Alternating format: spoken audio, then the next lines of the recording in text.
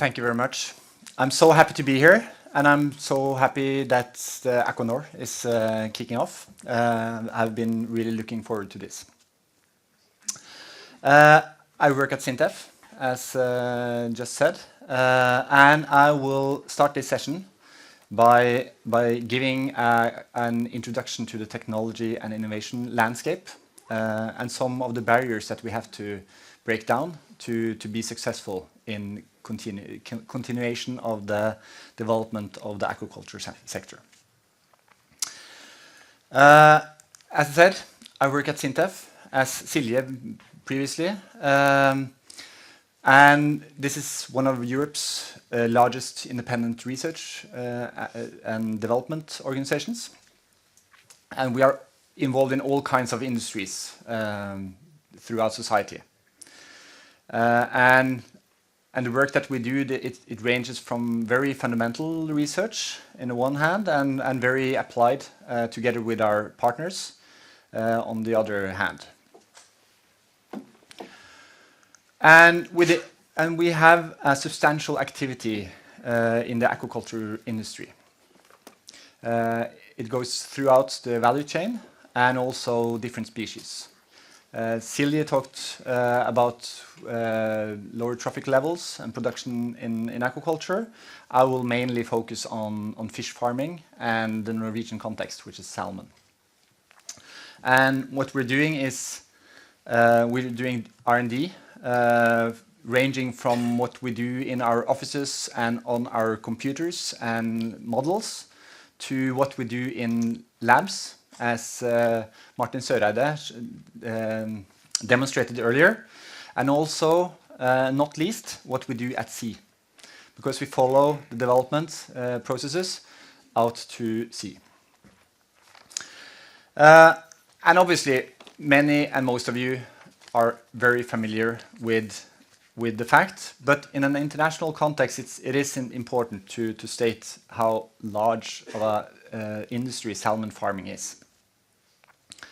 And we all can get impressed by that, we can get awestruck, but for me it's equally as impressive to experience the innovation landscape and the ecosystem surrounding this industry,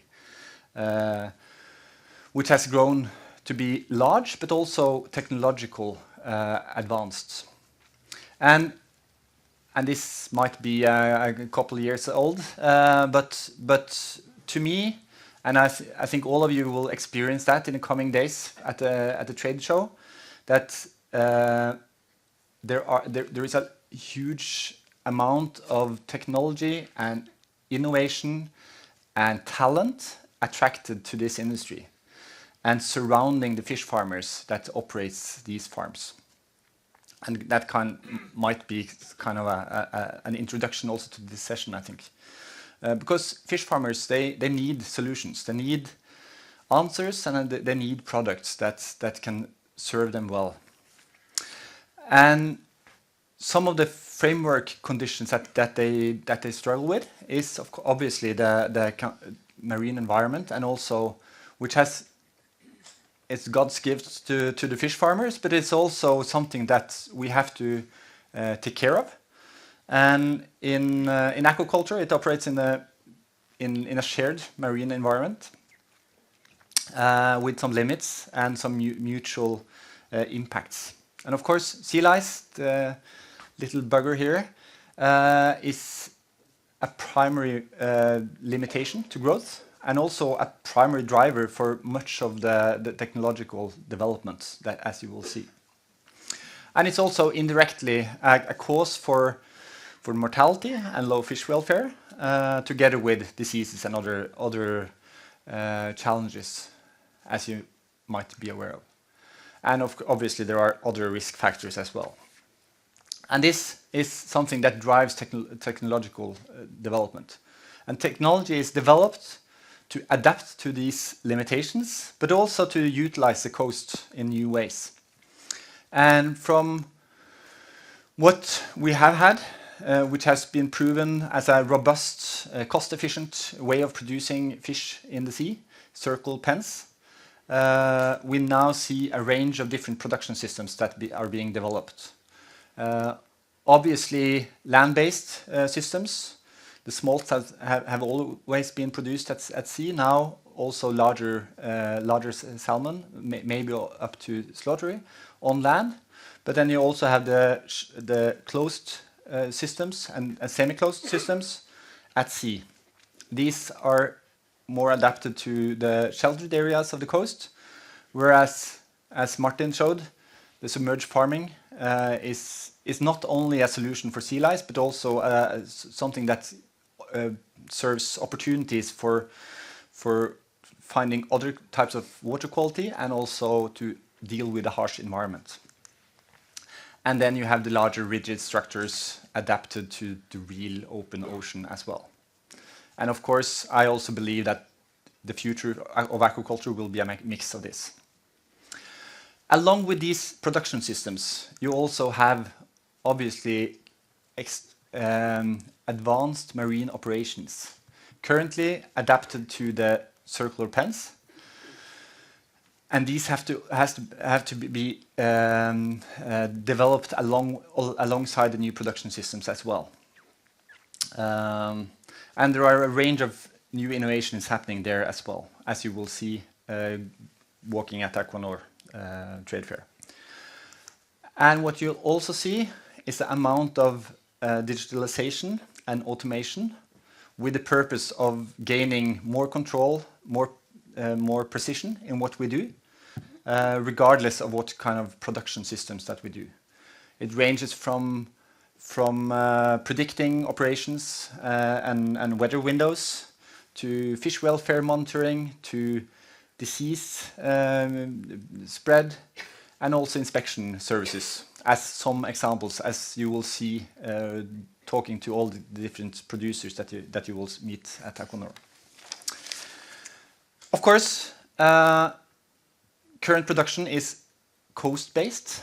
That doesn't mean that the environment isn't harsh, and even modest kind of daily, like the weather that you have every day can be a challenging environment to daily operations and routine tasks. And there are no set fixed definition of what constitutes exposed, open ocean, offshore aquaculture. We have been trying to do that in an international context, but there are different dimensions to cover here. Not only the exposure and the harshness of the location, but also the distance from coast as well. Speaking of which, there are areas being reviewed for open ocean aquaculture in Norway, as an example. And I brought this video as well, just to give an impression of what kind of conditions that we meet there. And obviously, there are 3 areas that have been chosen at the moment. And as being the case in other regions of the world, there are a lot of other interests in the marine space that we have to take into consideration, like the fisheries, the marine environment, offshore wind, military, oil and gas, and marine traffic, just to say a few. But that also might serve as synergies that the offshore open ocean aquaculture can benefit from in a good way. Regardless of the production system, at SINTEF we see that novel system equals novel challenges as well. And we have to really understand what changes we introduce when dealing with new systems and new locations. And it's important to maintain a proper and good development cycle as well. As a research organization, obviously we are expected to provide research, and we're expected to provide research papers, which is an important deliverable from us. But we also aim at providing solutions together with our partners. And there are several barriers towards achieving this. And one important barrier, and I think Martin Søreide from Scale demonstrated that very well. One of the barriers there is to have proper testing and verification of the technology, which might not be very easy in a marine environment as well. Laboratory studies is very important, but we also conduct full-scale tests at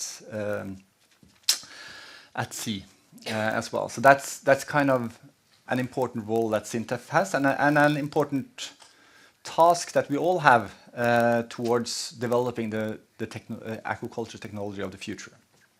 Finally, I would just end on this, that I think that Equinor demonstrates the range of technological development, and also how this also has an international relevance. Obviously, much of the technological development is driven by sea lice, but there are some added benefits of many of these that will certainly be of interest for other species and other regions as well. And we can't and we should also include kind of the marine operations and also the digitalization and automation solutions that are provided as well.